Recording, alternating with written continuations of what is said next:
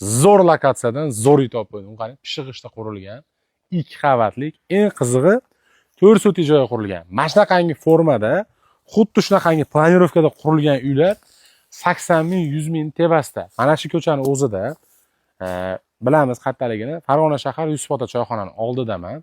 Ko'rib turgan uylarni hozir olib kiraman, ko'rsataman ichkarida sharoitlarini. To'liq, lekin pishig'ishda qurilgan 4 soti, 4 joy bir xil. Gaz, svet, suv, kanalizatsiya, kommunikatsiya zo'r. Eng qizig'i. Yuringda olib kirib ko'rsataman. Xo'p. Ajabdan bir narsa qilib o'tib ichidan eng qizig'i ariq ham o'tgan ekanda. Ariq ham o'tgan ekan uy ichidan. Olmasi ham bor ekan shirnonni. Xo'p, 4 burchak joy bir xil. Pishig'ishda polni ko'tarib ko'rasiz, bitta ham sho'ri yo'q. Sho'ri yo'q. Ba'da bitta xona, ada bitta, ichida sanuzil, bu tomonda mehmonxona ekan. Yuringda yuqoriga chiqib ketaveramiz endi, ashta bir narsa qilib. Tepasiga chiqib ketaveramiz, yuravering. Xo'p, pastda o'zida 1 2 3 4 xona bo'lyapti hisobda sanuzil bilan. Qarang, lestnisalargacha zo'r qilib qo'yib qo'yilgan. Polni plita tashalgan. Chiqishimizga bitta sanuzili.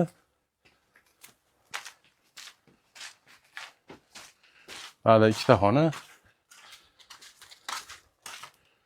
Bitta xona, bitta xona.